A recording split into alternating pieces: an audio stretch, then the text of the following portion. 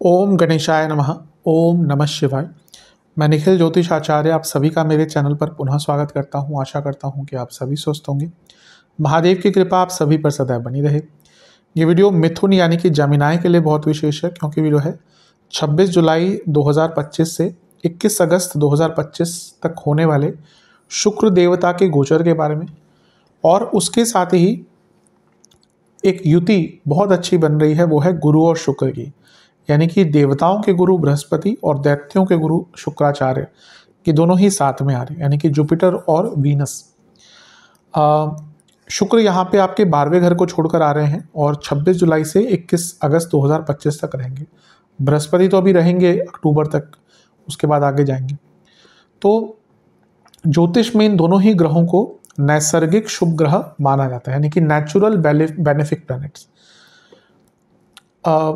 बाकी सारे जो ग्रह हैं वो कंडीशनल बेनिफिक हो सकते हैं। जैसे कोई आपका लग्नेश है, शनि अगर आपके लग्नेश है मकर लगने के लिए, कुंभ लगने के लिए, तो वो नेचुरल बेनिफिक नहीं होंगे, लेकिन कंडीशनल बेनिफिक होंगे, या फिर परिस्थिति के अनुसार जो ग्रह शुभता देता है। लेकिन ज्योतिष में इन दोनों ही ग्रहों को नैसर्गिक शुभ ग्रह कहा गया है। चंद्रमा को भी शुभ ग्रह कहा गया है, बुध को भी शुभ ग्रह कहा है, लेकिन वो भी कंडीशनल होते हैं। पक्ष बली चंद्रमा यानी कि पूर्णिमा की जो आभा युक्त चंद्रमा है, एक जैसे कहा जाता है कि जो कृष्ण पक्ष की सप्तमी से लेकर जो दूसरा पक्ष होता है शुक्ल पक्ष, उसकी सप्तमी तक जो चंद्रमा है उनको बहुत स्ट्रांग माना जाता है। तो बाकी जो चंद्रमा है उनको थोड़ा सा नेगेटिव भी माना जाता है। और उसके साथ बुध भी है। बुध जिस ग्रह के साथ बैठता है, अगर अच्छा ग्रह है तो अच्छा हो जाएगा, बुरा ग्रह है तो बुरा हो जाएगा। ये एक बहुत जनरल चीज़ है, इसके आधार पर ज्योतिष में विवेचना नहीं करनी चाहिए, लेकिन ये आधार होता है समझने का। वैसे ही ये दो ग्रह हैं जो केवल इनको शुभता ही प्रदान करने वाला कहा गया है। मैं फिर से बोलूँगा, ऐसा नहीं है कि दोनों ग्रह केवल शुभ ही करते हैं। बड़े बड़े जो स्कैम्स होते हैं उसमें शुक्र का इन्वॉल्वमेंट होता है, और कैंसर में बृहस्पति का इन्वॉल्वमेंट होता है। ये सत्यता है। आज की डेट में क्या होता है ना कि वास्तु में लोग बोलते हैं कि इधर कैंसर हो, इधर ये हो गया वो हो गया तो कैंसर, मतलब कि कुंडली कुछ नहीं रह गई, क्योंकि कुंडली में रिसर्च की बात होती है। अब एक 12 फ्लोर की बिल्डिंग है, एक जगह पर कुछ गलत बन गया, सबको कैंसर हो जाएगा? नहीं। और उस घर में किसको कैंसर होगा ये कैसे पता चले? या अगर वो बोलते भी हैं ऐसा, तो ये भी चुप्पी होती है। वास्तु वालों से पूछो कि भाई घर में किसको होगा। ऐसा नहीं होता, कि एक बहुत जनरल स्टेटमेंट है जी। कैंसर के कई योग होते हैं जिसमें बृहस्पति का इन्वॉल्वमेंट यूजुअली मिलता है। तो इससे ये कहने का तात्पर्य ये है कि ऐसा नहीं केवल शुभ ही है, लेकिन हाँ ये है कि ये दोनों ग्रह बाकी ग्रहों के मुकाबले काफ़ी शुभ हैं। और शास्त्र तो ये भी कहते हैं कि दोनों अगर लग्न में होते हैं तो कई शुभ फल देते हैं, यानी कि कुंडली की ओवरऑल जो नेगेटिविटी है उसको कम करते हैं, पॉजिटिविटी को बढ़ाते हैं। इसके साथ ही ये दोनों अलग अलग भावों के स्वामी हैं। आपके लिए शुक्र 12वें घर और 5वें घर के स्वामी हैं, वहीं बृहस्पति आपके 10वें और सप्तम के स्वामी हैं, और दोनों शुभता युक्त हैं। एक लक्ष्मी है तो एक कुबेर है। बृहस्पति को मैं कई बार मैंने कहा है कि वो कुबेर के समान है, क्योंकि बृहस्पति जिसका अच्छा होगा ना वो सेविंग्स करेगा। केवल शुक्र अच्छा है, बृहस्पति अच्छे नहीं है। वो व्यक्ति कमाएगा बहुत पैसा, उसके पास पैसा आ भी जाएगा, बचेगा नहीं। बृहस्पति वाला जिसका बृहस्पति बहुत स्ट्रांग है ना, वो व्यक्ति अगर पैसा कमाएगा साथ साथ बचाता चलेगा, ताकि उसके पास वो श्योरिटी हो। तो ये लक्ष्मी कुबेर योग भी बन रहा है, इसका भी इम्पैक्ट रहेगा। और यहाँ पे राहु का प्रभाव भी है दोनों पर, तो इसका भी कुछ इम्पैक्ट होगा, वो भी देखेंगे। बस एक चीज़ है कि ये दोनों की आपस में बहुत बनती नहीं। बृहस्पति तो शुक्र को अपना शत्रु मानते ही हैं, शुक्र बृहस्पति को शत्रु नहीं मानते। कोई भी ग्रह देवगुरु को शत्रु नहीं मानता, पर शुक्र उनको सम मानते हैं, सम अवस्था का एक ग्रह मानते हैं। लेकिन दोनों की बनती नहीं, क्योंकि दोनों एक देवताओं के गुरु तो एक दैत्यों के गुरु हैं, विचारधारा अलग है। इसलिए कभी कभी ये दोनों जब साथ में बैठते हैं ना, तो उस भाव से संबंधित कुछ नेगेटिव रिजल्ट्स भी दे सकते हैं। तो इस वीडियो में हम इन सभी चीज़ों की चर्चा करेंगे कि क्या अच्छा क्या बुरा हो सकता है। यदि लग्न राशि या चंद्र राशि मिथुन है, दोनों ही गाइडेंस के लिए इस राशिफल को देख सकते हैं। जहाँ से ज़्यादा सूट करता है और रिलेट करता है वहाँ से इसको ऑब्जर्व कीजिए। व्यक्तिगत तौर पे मेरा मानना है लग्न से देखेंगे तो अच्छा है। इनकेस नहीं पता है आपको अपनी लग्न राशि, तो आप अपनी चंद्र राशि से भी इसको देख सकते हैं। शुरू करते हैं। सर्वप्रथम दोनों ही आपके लग्न भाव में बैठे हैं। जिस भाव में बैठते हैं सबसे ज़्यादा प्रभावशाली तो वही भाव होता है। तो दोनों ही कहाँ बैठे हैं? आपके लग्न में, शुक्र और बृहस्पति।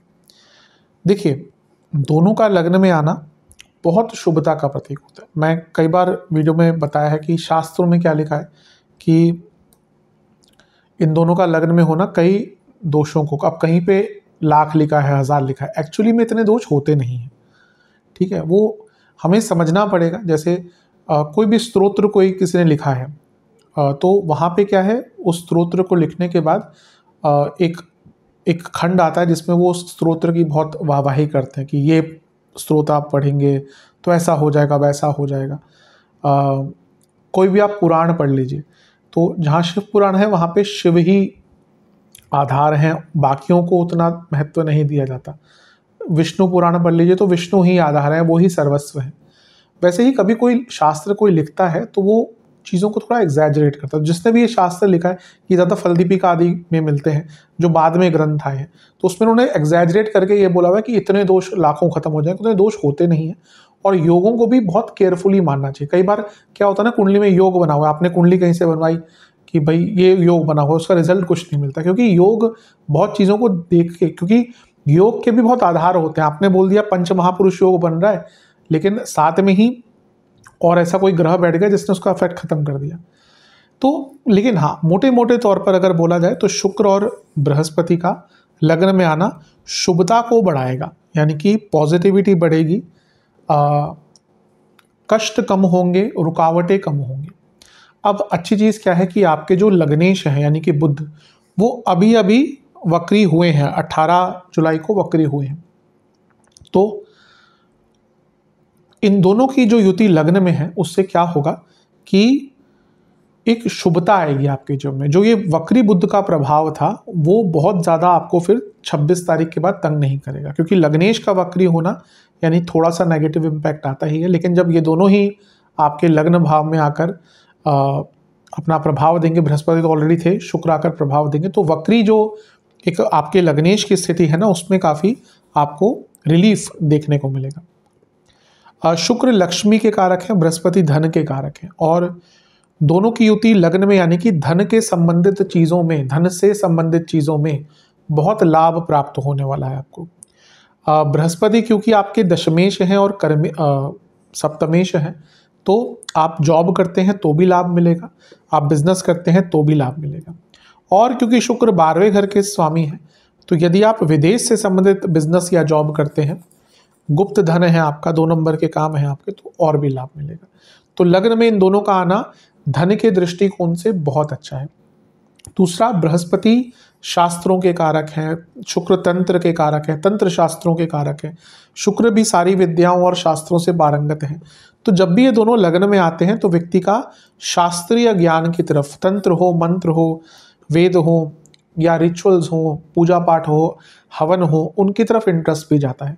तो आप में से कई लोग बहुत शास्त्रीय ज्ञान भी पढ़ने की कोशिश करेंगे। और इस टाइम पे मैं सजेस्ट करूँगा अपने घर में कोई धार्मिक अनुष्ठान अवश्य कराइएगा। 9 अगस्त तक तो सावन ही है, तो कोई रुद्राभिषेक अपने घर में कराइए। उसके बाद भी चाहे तो टाइम है तो घर में कोई अपना अनुष्ठान, क्योंकि जब बृहस्पति शुक्र साथ में है ना और आप कोई घर में धार्मिक अनुष्ठान कराते हैं तो उसकी शुभता, उसका जो फल है वो बहुत जल्दी प्राप्त होता है। तो ये चीज़ें भी करेंगे तो आपको बहुत अच्छा रिजल्ट प्राप्त होगा। बृहस्पति आपके 10वें घर के स्वामी यानी कि करियर, ठीक है, और सप्तम के स्वामी हैं, और सप्तम को देख रहे हैं यानी कि प्रमोशंस का भाव। और यहाँ पे शुक्र भी आ गए, और शुक्र खुद लक्ष्मी के कारक है, तो इनका भी सप्तम को देखना। मैं सीधा प्रमोशन की बात नहीं कहूँगा क्योंकि उसमें कुछ और भी चीज़ें इन्वॉल्व होनी चाहिए, लेकिन एटलीस्ट एट सम लेवल आपको रिकॉग्निशन प्राप्त हो सकता है, कुछ पैसा वगैरह भी बढ़ सकता है। शुक्र 12वें घर के स्वामी हैं यानी कि चेंज, बृहस्पति 10वें घर के स्वामी हैं यानी कि करियर, और बृहस्पति और शुक्र जो है वो 10वें से अष्टम के स्वामी हैं यानी कि अगेन चेंज इन करियर। तो जो लोग जॉब चेंज का विचार कर रहे थे उनके लिए बहुत अच्छा है, और अगर आप विदेश में जॉब ढूंढ रहे थे तो उनके लिए भी बहुत अच्छा है। दोनों ही मिलकर सप्तम भाव को देखेंगे जो बिजनेस का भाव है। तो बृहस्पति का तो ये स्थान ही है, अपने भाव को ऑलरेडी देख रहे हैं, इसके साथ ही शुक्र जो सप्तम से 11वें के स्वामी हैं, ये भी देखेंगे, यानी कि आपका बिजनेस बहुत तेज गति से आगे भागेगा, बिजनेस में बहुत लाभ आपको प्राप्त होने वाले हैं। और क्योंकि शुक्र छठे घर के स्वामी हैं, कहाँ से? सप्तम से, लग्न से 12वें, सप्तम से छठे भाव के स्वामी, यानी कि आपको अपने बिजनेस में कुछ पैसा लगाने का मौका भी मिलेगा, कुछ चेंज लाने का भी अवसर मिलेगा, और ये भी बहुत अच्छा है। दोनों का सप्तम भाव को देखना, बिजनेस में बढ़ोतरी, बिजनेस की मार्केटिंग डेवलपमेंट, मार्केटिंग के रूप में बिजनेस का नाम बढ़ाना, इन सब का योग भी यहाँ पर बहुत अच्छा बन जाता है। और सबसे बड़ी बात है, दो नैसर्गिक शुभ ग्रह जिसमें से एक सप्तमेश ही है और एक शुक्र है जो कारक है विवाह के, तो विवाह का योग भी बहुत सुंदर बन जाता है। ये 1 महीना ऐसा है, ऑलमोस्ट 1 महीने का कालखंड, कि इसमें विवाह संबंधित जो बातें स्थगित हो रही थी वो आगे बढ़ेंगी, बहुत अच्छा रिश्ता मिल सकता है।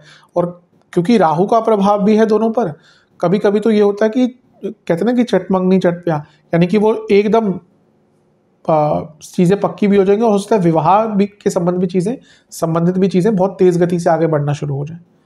तो ये विवाह के लिए भी एक बहुत अच्छा योग आपका बन जाता है, परिपूर्ण योग बन जाता है। तो दोनों का, शुक्र का, बृहस्पति का लग्न भाव में आना आपके लिए बहुत अच्छे रिजल्ट दे रहा है। करियर में भी लाभ है, बिजनेस में भी लाभ है, ओवरऑल सेविंग्स का मौका भी मिलेगा। दोनों ही जब लग्न में है, एक कुबेर है तो एक लक्ष्मी है, तो सेविंग्स का भी बहुत मौका मिलेगा। और इसके साथ ही अगर हम देखें तो सप्तमेश लग्न में है बृहस्पति, और वो सप्तम से 11वें के स्वामी के साथ बैठे, आपके पति या पत्नी का इनकम भी बढ़ेगा और आपको कोई नया बिजनेस स्टार्ट करने का अवसर भी प्राप्त होगा। तो बहुत शुभता वाला एक योग आपके लिए बन रहा है। इसका जितना लाभ उठा सकते हैं उतना कम है। मैंने कहा ना कि अभी बुध वक्री हुए, शनि भी अभी आपके कर्म भाव में 13 से वक्री हो गए थे, तो ये वक्री ग्रहों का प्रभाव जो है उसको काउंटर बहुत करेंगे ये दोनों ग्रह, जो शुभ ग्रह हैं मिलकर, और इसका अच्छा रिजल्ट भी मिलेगा। अपनी इमेज बनाने के लिए, अपने जीवन में कुछ बड़ा करने के लिए भी ये जो योग है आपका बहुत अच्छा रिजल्ट दे रहा है। मैरिड लाइफ में भी थोड़ी दिक्कतें तो चल रही होंगी, क्योंकि वक्री शनि देख रहे हैं, सप्तम से अष्टम में वक्री बुध है, लेकिन ये 1 महीने का कालखंड है जब आप अपनी प्रॉब्लम्स को थोड़ा बहुत सुलझा अवश्य सकते हैं। तो अगर प्रॉब्लम्स आ रही हैं शनि बुध के कारण, तो बृहस्पति और शुक्र उनको ठीक करने का अवसर देंगे। बृहस्पति की स्पीड बहुत बढ़ रही है, इसलिए विवाह के योग बहुत स्ट्रांग और बहुत जल्दी आपके लिए बन सकते हैं। स्टूडेंट्स के लिए बहुत अच्छा है, क्योंकि शुक्र पंचमेश है और 12वें घर के स्वामी भी हैं और बृहस्पति के साथ बैठे हैं, तो स्टूडेंट्स को लाभ, भाग्य का साथ और विदेश जाने के मौके भी मिलेंगे। और इवन रिलेशनशिप की भी बात करें, क्योंकि शुक्र पंचमेश है, बृहस्पति सप्तमेश है, दोनों सप्तम को देख रहे हैं, वह लोग जो रिलेशनशिप में और रिलेशनशिप से मैरिड लाइफ की तरफ बढ़ना चाहते हैं, उनके लिए भी कुछ नए दरवाजे, कोई नए रास्ते यहाँ पर खुल सकते हैं। तो बहुत अच्छा है। राहु के प्रभाव की बात करें तो विदेश में जॉब लगना, अच्छा हाँ, वो 10वें घर के स्वामी बृहस्पति, मैंने जॉब चेंज का थोड़ा बात करा, 12वें घर के स्वामी शुक्र है, तो विदेश में जॉब का योग तो बन ही जाता है, क्योंकि यहाँ पे राहु का प्रभाव है। ये जो योग है बहुत ज़्यादा पावरफुल बन जाता है। 9वें भाव से राहु देख रहे हैं भाग्य के कारक को, भाग्य भी आपका बहुत साथ इस 1 महीने के कालखंड में देने वाला है। तो मोटे मोटे तौर पर मिथुन के लिए तो देखा जाए, ये बृहस्पति और शुक्र का लग्न भाव में आना अत्यंत शुभता का प्रतीक है। हर जगह से आपको अच्छे रिजल्ट मिल रहे हैं। धन की प्रॉब्लम सॉल्व करने के लिए, कोई और काम अटक रहा था उसको सॉल्व करने के लिए, career, business, love life, married life, हर चीज़ पे एक अच्छा इम्पैक्ट प्राप्त करने के लिए बहुत अच्छा है। बस ध्यान ये दीजिएगा कि राहु का प्रभाव है, बृहस्पति ऑलरेडी है। कभी कभी व्यक्ति बहुत जल्दी एक्सपेंशन के चक्कर में अपने प्रॉब्लम्स बढ़ाता है, और 12वें घर के स्वामी है शुक्र, तो कभी कभी व्यक्ति बहुत ज़्यादा खर्चे भी करना शुरू करता है, स्पेशली लग्जूरियस चीज़ों पे, और अपने बजट से बाहर जाकर खर्चे करें। लेकिन अगर आपको अपना बजट पता नहीं है तो बाद में जाकर फिर वो दिक्कत होगी। एक चीज़ जिसका सबसे ज़्यादा ध्यान देना है, क्या है वो ये है कि बृहस्पति आपके मारकेश हैं, सप्तम भाव मारक होता है, तो बृहस्पति आपके मारकेश हैं, शुक्र 12वें घर के स्वामी है, तो ये sudden illness, sudden health issues लेके आ सकता है। अगर आप ऑलरेडी किसी मेडिकेशन में हैं तो उस मेडिकेशन को छोड़े ना। कुछ लोग की आदत होती है 1-2 दिन खाएंगे, 3 दिन करेंगे, फिर बोलेंगे ठीक हो गया, छोड़ देंगे। अगर डॉक्टर ने बोला हुआ है कि भाई इतने दिन खानी है तो खानी है, क्योंकि कई लोग ये करेंगे और कई लोग सेल्फ मेडिकेशन भी करेंगे, उससे भी बचना है। खुद का वैद्य ना बने। तो इन सब चीज़ों पर ध्यान देना है, सेहत पर बहुत ध्यान देना है, स्पेशली बृहस्पति शुक्र साथ में, बृहस्पति हैं और 12वें घर के स्वामी शुक्र, यानी कि मेटाबॉलिक प्रॉब्लम्स, पेट के रोग, पैरों के रोग, यूट्रस के रोग महिलाओं में, प्रोस्टेट के पुरुषों में, गॉल ब्लैडर संबंधित रोग, लोअर बॉडी में बहुत दर्द, बोन्स की प्रॉब्लम, पेट के रोग, ये ज़्यादा आपको तंग करने वाले हैं। वाटर रिटेंशन की प्रॉब्लम भी तंग करने वाली है। तो हेल्थ वाइज इन सब चीज़ों पर ध्यान दीजिएगा। अगर बड़े आधार पर कहूँ, मैक्रो लेवल पर कहूँ, तो दोनों की ही युति जो है वो आपको बहुत अच्छा रिजल्ट देकर जा रही है। उपाय की बात कर लेते हैं। दुर्गा जी को 2 मीठे पान का भोग लगाना है। शिवलिंग का गंगा जल और गुलाब जल मिलाकर अभिषेक करना है, बेलपत्र अर्पण करना है और लड्डुओं का भोग लगाना है महादेव को, किसी भी लड्डू का लगा सकते हैं।